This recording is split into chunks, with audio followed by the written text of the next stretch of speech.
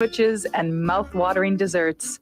So come check out their pizza and wine bar, or get a treat from the bakery made fresh daily. Plus, you can still do online ordering and takeout, along with gift cards. Just go to cafelatte.com and choose from their ever-changing selection of award-winning salads, sandwiches, and soups. Cafe Latte is located off Victoria and Grand and online at cafelatte.com.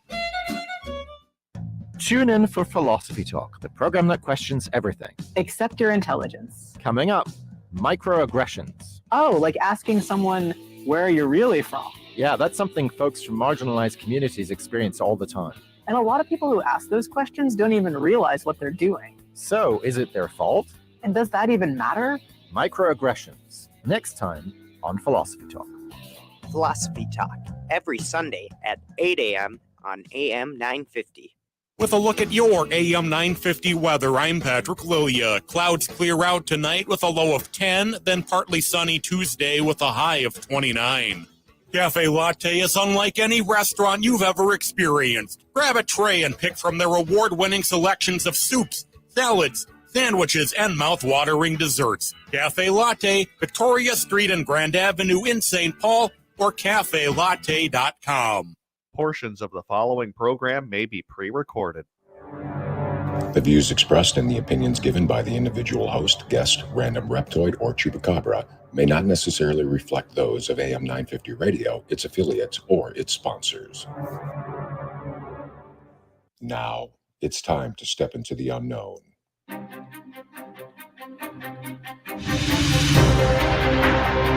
There are things people experience but never talk about.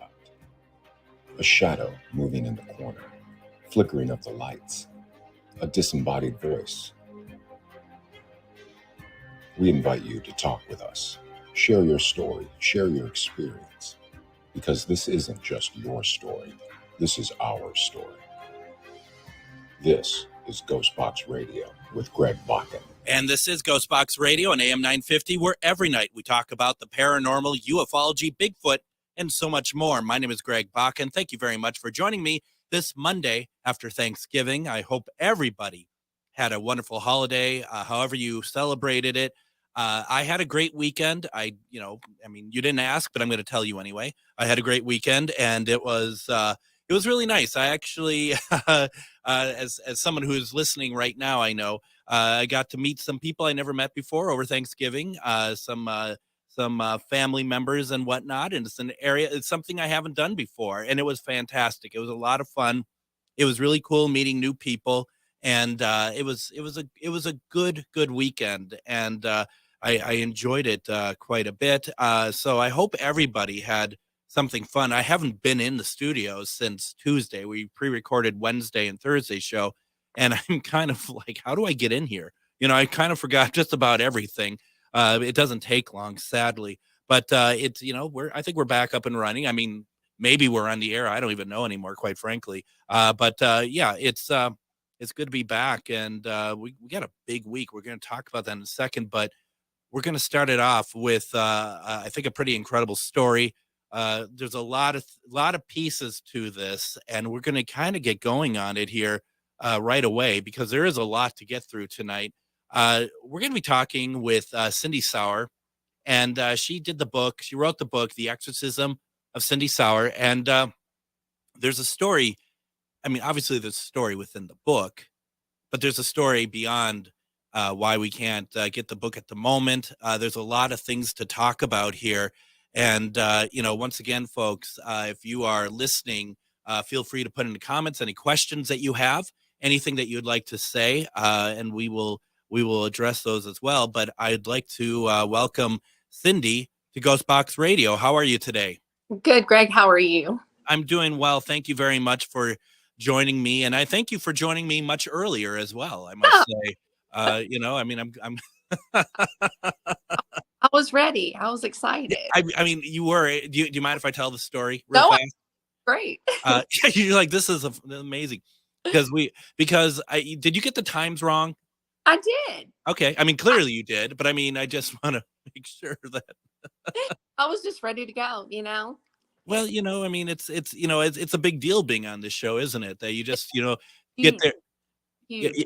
Yeah, exactly. You get here about 4 hours early, Yeah. and I get this message from Cindy. I'm in StreamYard.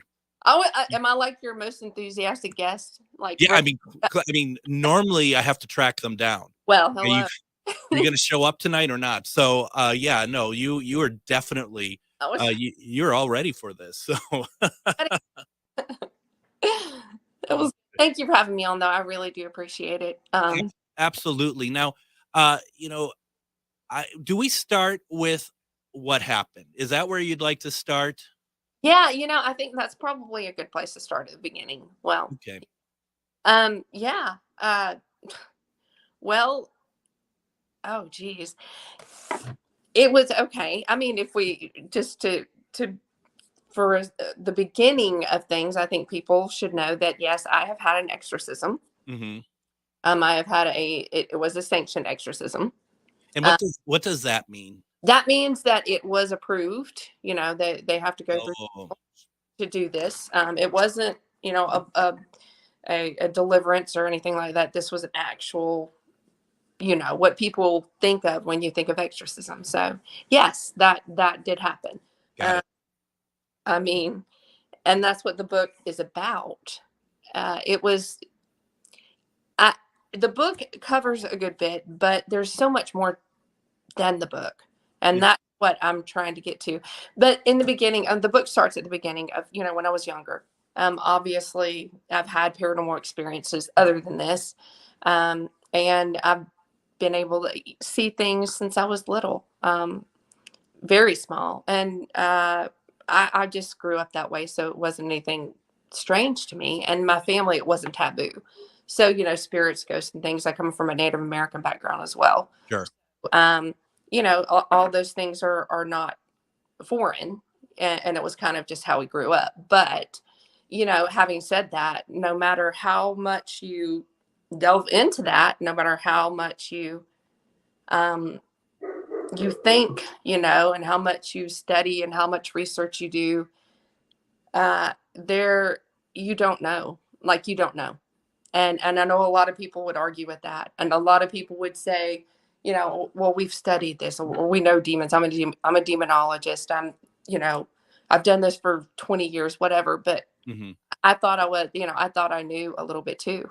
And I thought that there were certain things that couldn't happen to me, to anybody. I thought that if you didn't entertain the negative side of the paranormal, that it would not entertain you. Sure.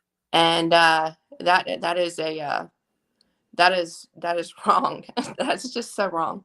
And so I mean, basically it starts off with, the idea of like you, and I do find it funny in a sense that you say that people are like, that they studied it. Like you can't put, as you know very well, you can't put any sort of, boundaries, restrainers, or anything around demons. No, you can't. They don't have, people think that they have rules. And yes, to a certain extent, I guess they probably would, but those aren't rules. Those are limitations. Right. Only because of because of the being that they are. But as far as rules, yeah, not it. The experience that I have had has broken a lot of rules that people assume, that we all thought, common things that people think are true about the paranormal were wrong. Right. People say if you're baptized, you're good. It doesn't matter. No. I don't I don't care if you're an ordained priest. I don't care. I feel, not even feel, the purer that you are, the better. It's just that much more. They're drawn to this because they want to destroy that. That's their goal. So, there are things you can do, I guess, but I don't know what the perfect recipe is. I don't know.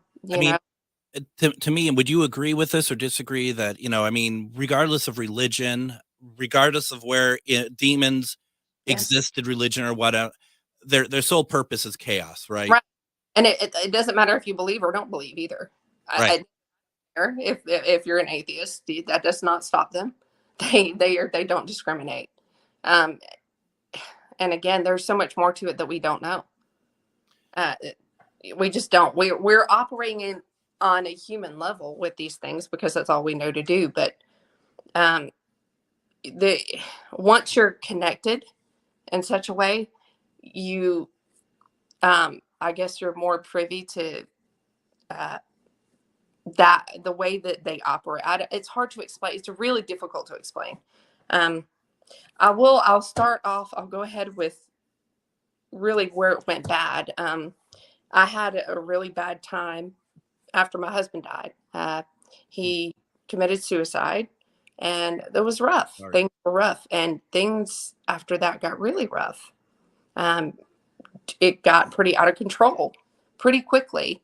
And, coming off of something so tragic, and me and the kids in the same house, it was, we're already damaged, we're already hurting, and things started to happen. And I guess the better part of you wants to think, okay, this person is here, and they're here to say I'm okay.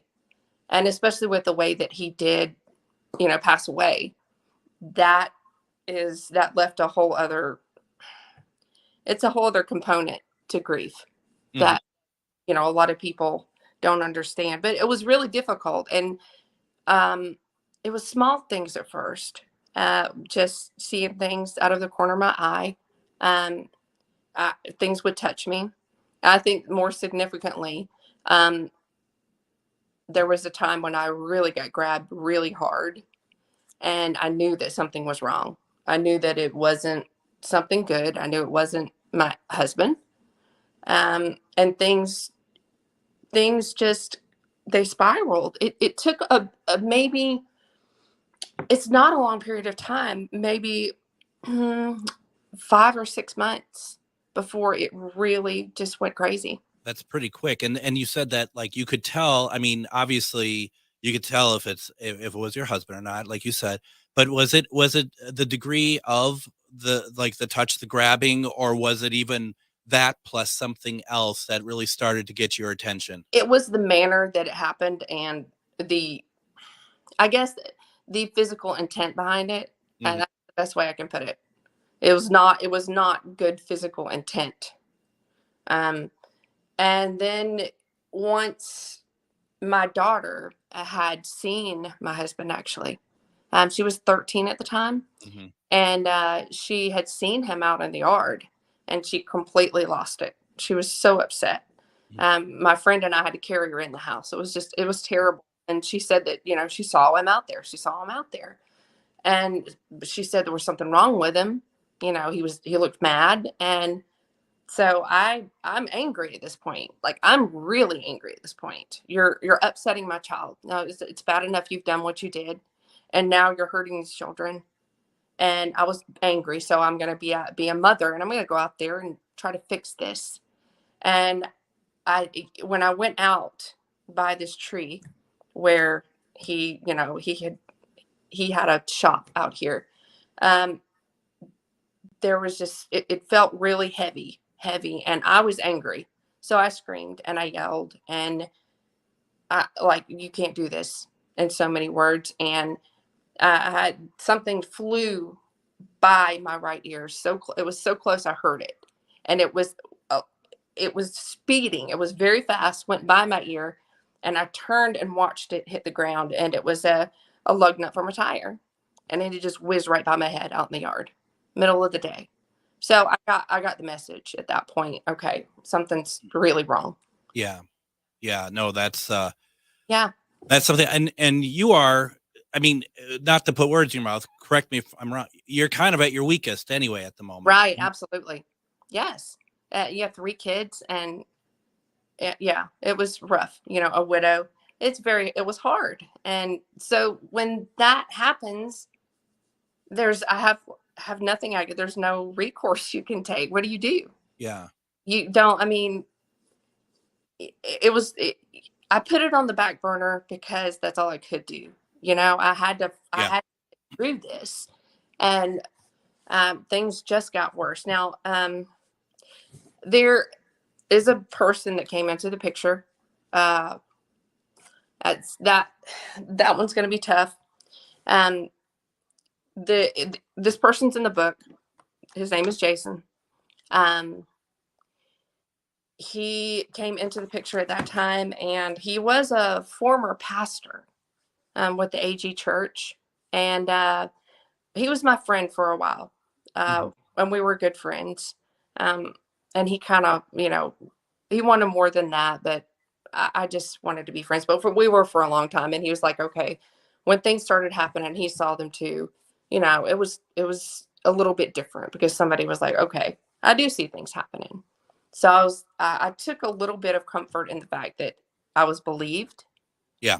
And I just kind of went about my business and hoping that it would get better, that it would just kind of drop off. Maybe it was this energy and all. I mean, after someone commits suicide in a home, I mean, obviously, there are risks for things to be there. So I was thinking, this is maybe what it was. Maybe it's just going to kind of die down and it will go away. And I was very wrong. It got worse. Oh yeah, it got worse. It got very worse. A lot worse. Cindy, why don't we do this? I'd like, because I feel like we're going to get into that here. Why don't I go ahead, take our first break?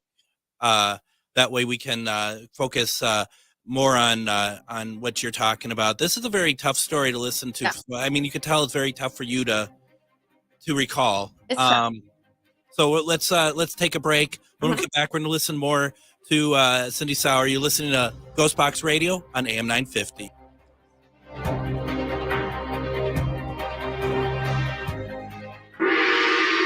Magus Books, your multicultural spiritual supply store. Stop in and expand your horizons with books, classes, readings, and supplies at magusbooks.com or in our shop at 1848 Central Avenue Northeast in Minneapolis. From the best incense to beautiful statues, we have supplies and books for your spiritual explorations. Come in and chat with our knowledgeable staff and get what you need for your next adventure, whether you're fighting ghosts or opening your third eye. Check us out today at magusbooks.com. Reach your highest level of consciousness and well-being with metamorphosisconnections.com. Metamorphosisconnections.com is an online directory of the best holistic and metaphysical practitioners to help you make your most informed choices. You can search metamorphosisconnections.com for classes, events, wellness and life coaches, plus metaphysical products and shops. You can also search for a wide array of healers from all modalities, including EFT, sound healing, energy healing, light therapy, ancestral healing, shamanic healing, reflexology, past life regressions, hypnotherapy, yoga, and more. And if you're not sure where to start, the search feature on metamorphosisconnections.com is tailored to help both those who know what they are looking for and those who are just starting. Come explore the possibilities for your higher self by visiting metamorphosisconnections.com. Their experienced practitioners can guide both beginners and those that are already on their spiritual journey. That's metamorphosisconnection.com, your link to direct you on your spiritual transformation. Hello, I'm Jody, also known as Witch Jody on social media. I opened Midwest Witchery and Healing in historic Stillwater because as a nurse, I love to help others. When you come and visit Midwest Witchery and Healing, you will find everything from divination and magical services, classes to ritual tools, jewelries, handcrafted candles, witchy gear, and much more. My store is a safe environment for all on their own unique path. Look for the purple door. Find out more at MidwestWitcheryHealing.com. Hi, this is Paul Metza, inviting you to listen to the Wall of Power Radio Hour every weekend on AM 950. We are on at 6 p.m. on Saturday.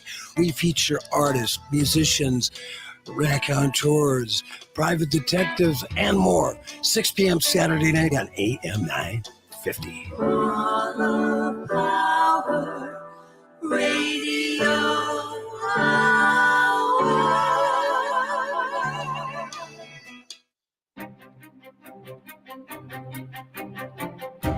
And welcome back to GhostBox Radio and AM 950. My name is Greg Bakun. We are talking with Cindy Sauer, and we are talking about the events that are in a book. We're going to be talking about how you can get the book in probably the next segment. It's called The Exorcism of Cindy Sauer.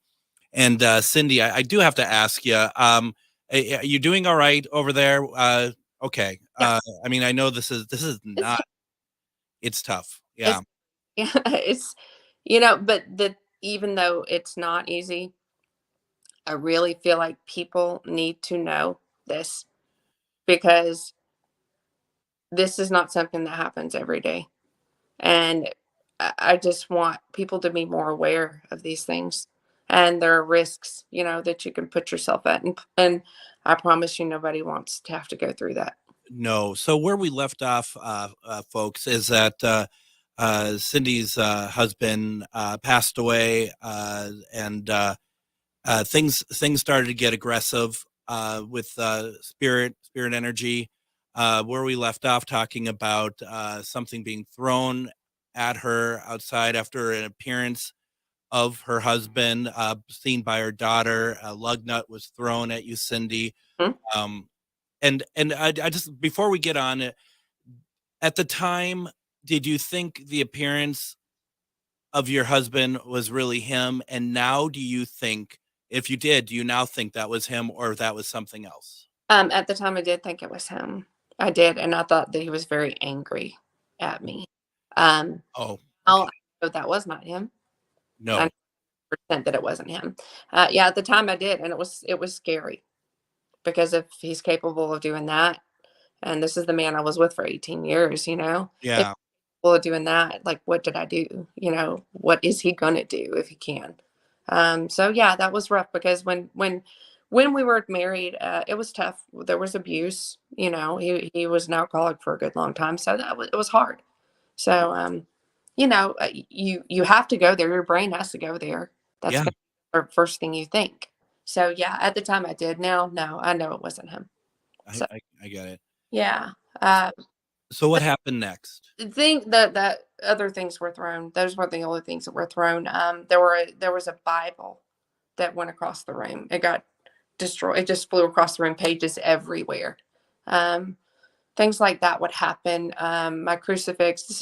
It's so strange because now, looking back on it now, a big picture is different. But when these small things happen, you're more tolerant to them. I had a crucifix that broke. It fell off the wall, and I watched it fall, and it broke at the wrists and at the ankles, and so Christ broke off that way. Wow. Yeah, that was disturbing. Crosses would be upside down. They really would. Things would move, things would roll, doors would open and close. It just kept escalating. There was a time when all the cabinets in the kitchen would open at one time. They would open and slam. The dryer would open and slam. That was the physical stuff that started to kind of, it started to escalate that way. And that was just not there yet. We're not there yet. This is like the infestation stage of the four stages of demonic possession.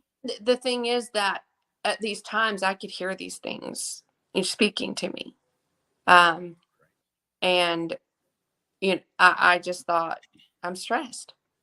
I'm stressed. This is a lot, and I'm just stressed. But I did hear them, and it was whispers. And at that point, just these incessant whispers when I would get really stressed out, especially. And, I just didn't think much of it as far as it being something outside of me. And as far as being I've been in the paranormal field, been researching for a very long time, and even long before that. And I never studied demons. I never studied demonology. I knew a little about it, but I was terrified of it. I didn't even want to give it any thought. So, thinking that it could be that, I was like, I didn't even entertain anything like that. And it's surreal. So how are you going to, it's hard to accept. So you can't just say, hey, look, I think there are demons around. Let's do something. It doesn't work that way. No, it doesn't work that way. Because it has to play with your sanity a little bit, right? A lot. And that's what these things do. That's the bigger part. As much as you see that happens outwardly to a person who is oppressed or possessed, the inward part, I promise you, there was 100 times more going on inside than there is outside. Absolutely. It's very much a battle. Even that person may be sitting still, but inside it is not still. These things are just, they're relentless, and they will attack you in here as much as they do outside. So, and I think that's something that people really don't know. That it's not a constant state of, you're not laying in a bed and puking and, all that. Right. You're functional. There are many moments when you're functional, but it's more terrifying because you don't know when you're not going to be. You don't know when they're going to do this again, so the waiting game is a tough game. And it's that really messes with your head too. And I think that's probably part of the plan. Everything that they do is systematically used to break you down. Well, and isn't it true? I mean, that when you're in these situations, when you're under possession, that the purpose is to isolate you from others, right? Absolutely. And they're good at that. They're good. People don't want to be around you when you're like that. No. Who wants to be around that? A few people, very few people, were by my side at that time. Even after my husband died, that really turned a lot of people off, and they just kind of disappeared. So it was rough. It was a lonely time. There was a particular incident though. I went to do some investigating in a place that I really wanted to go to for a while. And that's when I had my first real physical attack. And I call these attacks, they're not something attacking me. It's when they get inside of me and they take control. And that was the first time it happened. And that one, I mean, it was scary. It was confusing. And to be split is weird when you're not in control of yourself. But you can see, I think people may think you don't know what's happening, but you do. You're very aware, you're very awake, but there's just nothing you can do. There's just nothing you can do. And it may be fuzzy at times where you can't remember some things, but you're very aware of what's going on as a whole. So what would they do to you? What would they make you do? They would talk. A lot of it was the talking, and the talking was manipulation, and you're going crazy. I'm not really here. You're imagining me, which that in itself is just crazy. But then once it got so far, and after a few attacks, is when they would start to tell me, you should take that knife over there and just stab it right in his back. He won't feel it. It'll be okay. Or take that hammer and, hit him over the head a few times. Snap that person's neck. Like if I would get really upset and angry, I just would it would start to turn into where they would just take over. And I would really feel like I'm just going to kill that person. Like I'm going to do it, but not me. Yeah. Not me. They got so good at being in there and so good, at taking over that it wasn't to a point where they would physically, and I want to rephrase that part of it, because they don't take control of you and manipulate you the way that you are as a human, because they can't. Their movements, the way that they operate, they can't make our bodies do things themselves. They can, if they take over your mind, if they oppress you, they can push you to do things. They can coax you to doing things and like that, influence you. But they can't physically take your body and take your hand and stab a knife. Yeah. They could not do that. But they could very much try to get me to do it. Like push, they can push you to a point where you're right there. And even to myself, Sure. I would be violent to me. I would lose control and punch myself repeatedly and not feel it, or scratch myself, or pull out my hair, or bite myself really hard and draw blood and keep biting. And and I never felt it when it happened. I was not in control when it happened, but it did happen. It had happened a couple of times. So How close were you to hurting somebody? never. You were able to control that. Yeah, absolutely. I was never close to hurting anybody. Only myself. Which is bad enough, but yeah. Yeah, that was very bad. But no, they did not have that control. And having said that, my faith is strong. I'm not your traditional Christian by any means, but my faith is strong. And there's a part of you that stays there that they can't control. And that part just gets deep inside. But there's that part that they can't cross that. And so I mean that in itself is I mean, thank God for that. But no, I never came close to hurting anybody, even though they would push me in that direction. I never came close, never worried about it. I was never violent toward another person the whole time. So which is great. Yeah, it's really good. Yeah. Yeah, because I don't there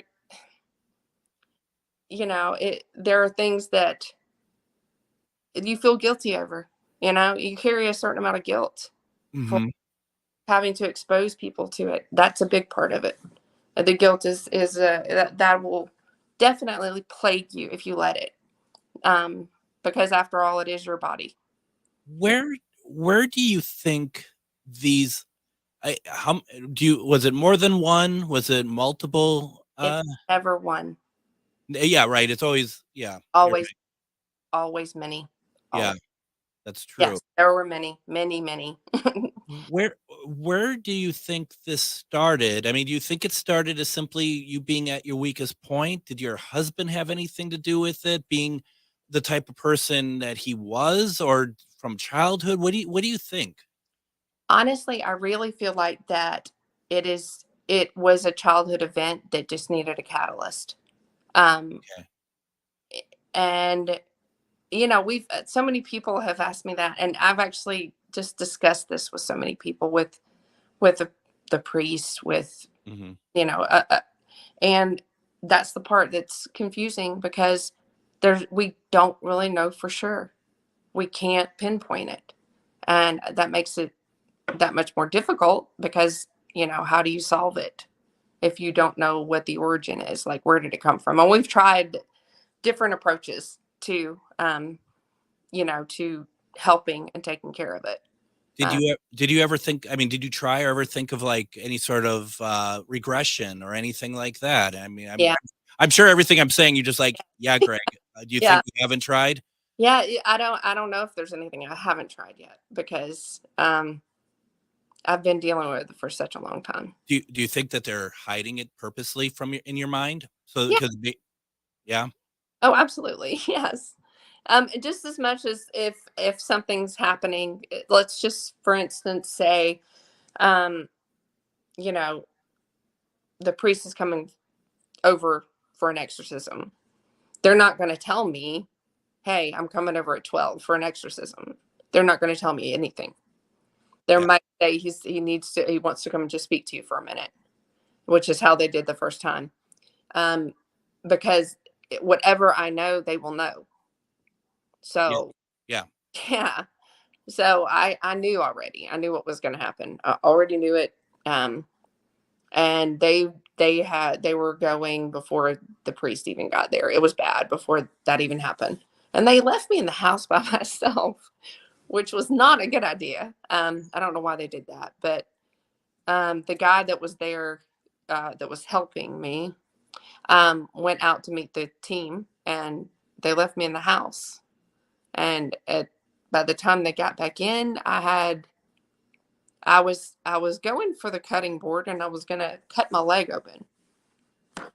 I was being instructed to cut open my thigh and open it up to see what was in it. It was just a way of just making me crazy. And I started to really lose control physically, like hardcore lose control. Then by the time the priest got there, I was fully gone, as far as I was aware, but And I had moments where I could come through, but it was pretty bad at that point. So because how many sessions did your exorcism take? Well, I've had 2 exorcisms. Okay.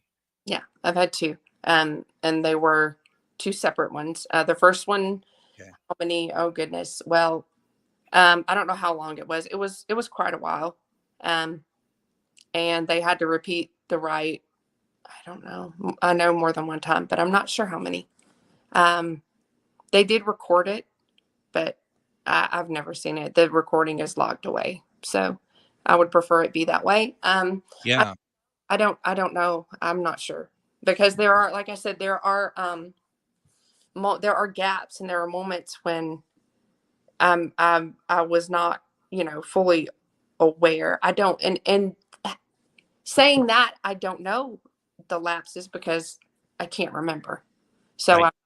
And I've heard some of the people who were there have told me some things, like my eyes changed completely, just to white. I know I pushed a couch with just like my head, on the floor, like just pushed so hard the couch like went. It went 3 or 4 feet, I think. I know there were a lot of people holding me down, and that it's fuzzy, but I remember the just the basic structure of the people in the room. That's all I can. That's the only way I can describe it, because I'm not seeing them, but I'm feeling them. Got it. And oh, it's so strange. It's just it's hard to convey. It's really hard to convey. And you're hoping that no one ever has to I hope be able to feel it from your thing. Yeah. No. I hate doing this. We're going to have to take another break it seems so ridiculous after having this very strong topic to be like, and we'll be right back. I'm sorry, we have to do it. So, yeah. And you know that, I know, I just feel really weird after a very heavy conversation. Why don't we do this? We're going to talk more about Cindy's exorcism. We're going to talk about her book. We're heading into the last segment. And we're going to continue this conversation about the exorcism of Cindy Sauer. You're listening to GhostBox Radio on AM 950. Hello, I'm Jody, also known as Witch Jody on social media. I opened Midwest Witchery and Healing in historic Stillwater because as a nurse, I love to help others. When you come and visit Midwest Witchery and Healing, you will find everything from divination and magical services, classes to ritual tools, jewelries, handcrafted candles, witchy gear, and much more. My store is a safe environment for all on their own unique path. Look for the purple door. Find out more at MidwestWitcheryHealing.com. Located just north of 50th in France, the Great Wall Restaurant has provided a delicious taste of authentic Chinese cuisine since 1981. Specializing in Szechuan and Peking dishes, they offer one of the most extensive menus in the Twin Cities. Favorites include hot and sour soup, pan-fried dumplings, and mushu pork with homemade Chinese pancakes. Stop by their Edina location or call for takeout at 952-927-4439. See the full menu at greatwallrestaurant.us. If you own a holistic or metaphysical business and are looking to expand, then you need to be listed on metamorphosisconnections.com. It's a network where you can grow with like-minded practitioners and reach new clients. Metamorphosisconnections.com is an online directory you need to list yourself and your business. Our platform makes it easy for you to create listings of your products and services, and you can also choose to list your classes, events, and so much more. Metamorphosisconnections.com helps you create weekly and monthly promotional ads targeted towards your potential clients and promotes them for you via social media and newsletter. There are clients searching for your specialty right now. Let us help them find you. Start your listing today so you can share your own unique gifts and talents by finding the level of membership that best fits your needs. Let us help you reach your clients that are searching for what you do. Visit metamorphosisconnections.com and sign up today. With a look at your AM 950 weather, I'm Patrick Lilia. Clouds clear out tonight with a low of 10, then partly sunny Tuesday with a high of 29. Cafe Latte is unlike any restaurant you've ever experienced. Grab a tray and pick from their award-winning selections of soups, salads, sandwiches, and mouth-watering desserts. Cafe Latte, Victoria Street and Grand Avenue in St. Paul, or cafelatte.com. And join us this week on GhostBox Radio with Greg Bakun. We are going to have on tomorrow, we're going to be talking about legendary monsters. We're talking with Lyle Blackburn. I've been trying to get Lyle on the show for about 8 years. So I think that it's high time that we get him on. Wednesday, we're going to be talking about Secrets of the Asylum that airs on Fox Nation. We're going to have Scott Porter in for that. You might remember Scott from the Tennessee Wraith Chasers back in the programs that they had done back in the day. Thursday, we're going to have the return of Moon Girl, Mistress of the Paranormal. She was on my first weeknight show, but we're going to be talking about Chinese face readings. And then Friday, it's the return of Casual Friday. And also we're going to have Joe Prozit stop by as well for a segment talking about the launch of his book series and For Order. But we have a very serious conversation going on right now. We have Cindy Sauer on her book that she's written that is not currently available, but will be The Exorcism of Cindy Sauer. We are going to be talking about a lot of this, and got a comment for you, Cindy. Joe says that so much respect for Cindy. More than a survivor, takes a very strong person to share this story. And as you know, as we can see, I mean, this isn't an easy story to tell at all. And I appreciate you talking with us about it because I am not a demonologist, but I study it.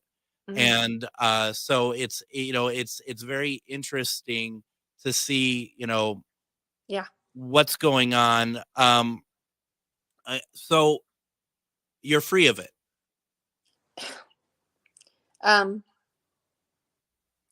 I don't know. Maybe. We hope. I mean, are you worried? I mean, I'll say it nicely. Are you worried talking about it? No. That doesn't bother you at all. Bother me. No. Do you think that actually weakens them by exposing them? Well, yes, I do. I feel it's me taking my power back too. So right.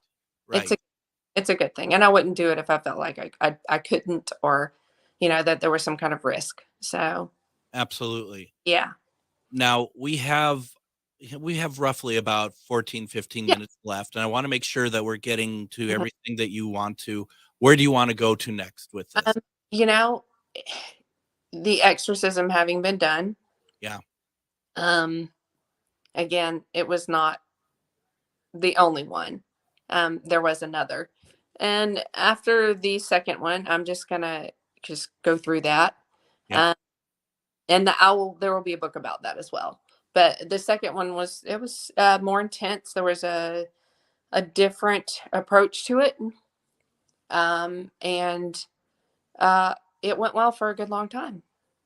And then when I moved, and I did end up, with this person, we didn't get married, but I did end up with this person. And it fell into another abuse situation, and things started to kick up again. And I ended up, he died. Okay. So the man in the book, he died. Okay. We did have a child, and he died of a brain aneurysm. But the relationship was very, very bad.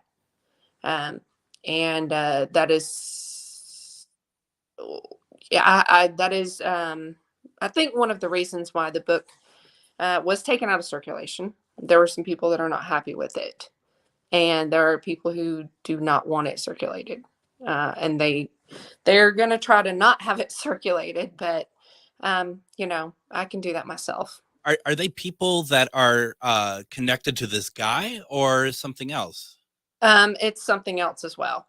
It's this person. There are people a person connected with them, and then there are some other people as well who are not happy about it, in a different and part of the paranormal field. So I actually went to a convention at one time, a paranormal convention, and it went really bad. It went really bad. I was in the, they were interviewing us, and I got an attack in front of like 100 people, I think. And it shut the whole thing down and everybody left. So, yeah, people think that some people have it wrong. It's really concerning as far as the field goes to see people do things that they're doing. It's a little bit scary. I'm scared for people. Are you scared of the fact that people are creating their own narrative from your story? No. What is it that you're afraid of? I'm just afraid that they don't know what they're messing with. There are people I see. don't understand, and I don't wish this on anybody.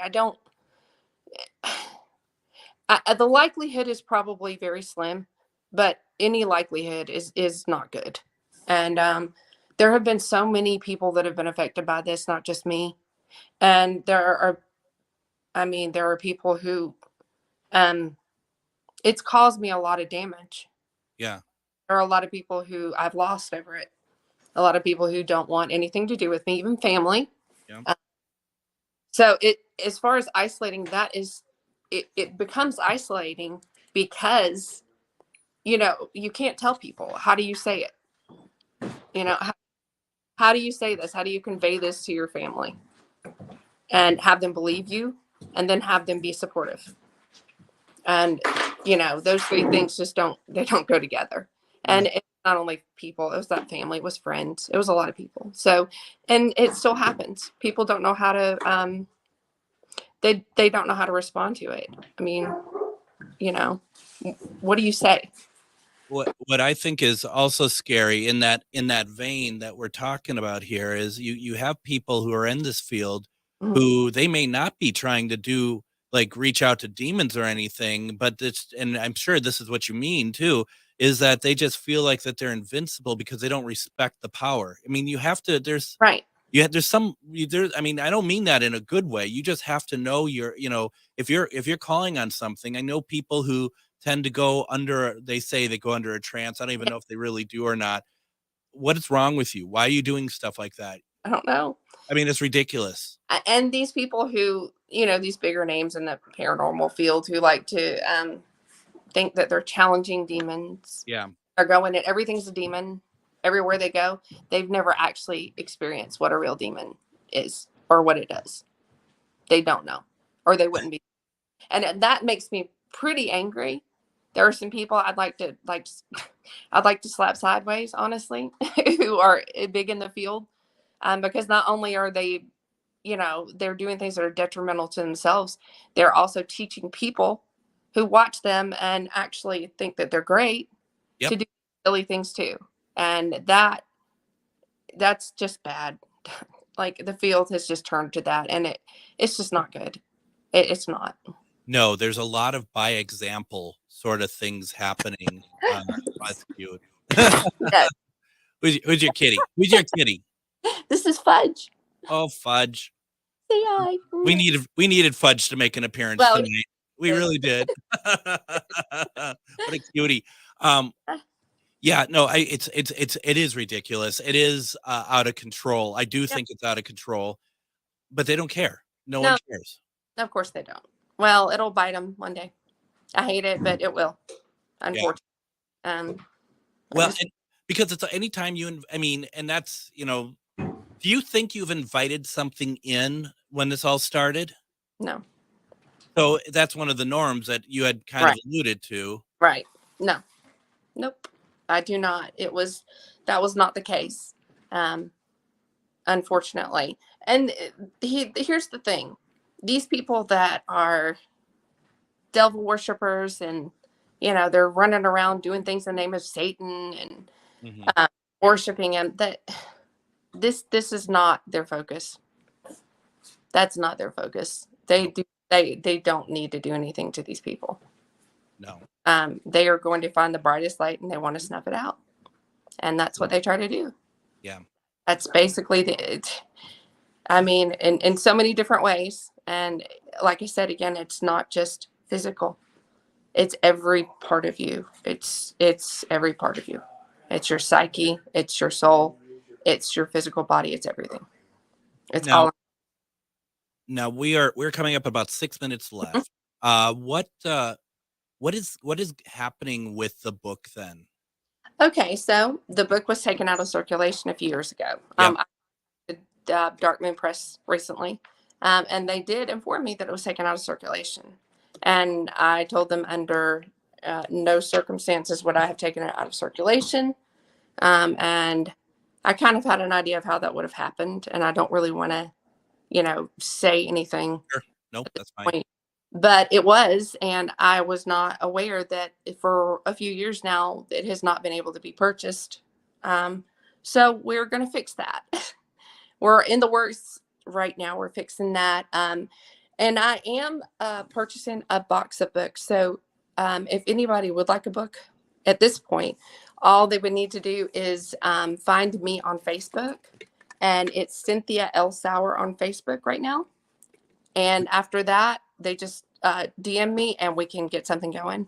So I'm still working on kicking off an Instagram and everything again. So we're working on that. We're in the infant stages right now, but we're getting there.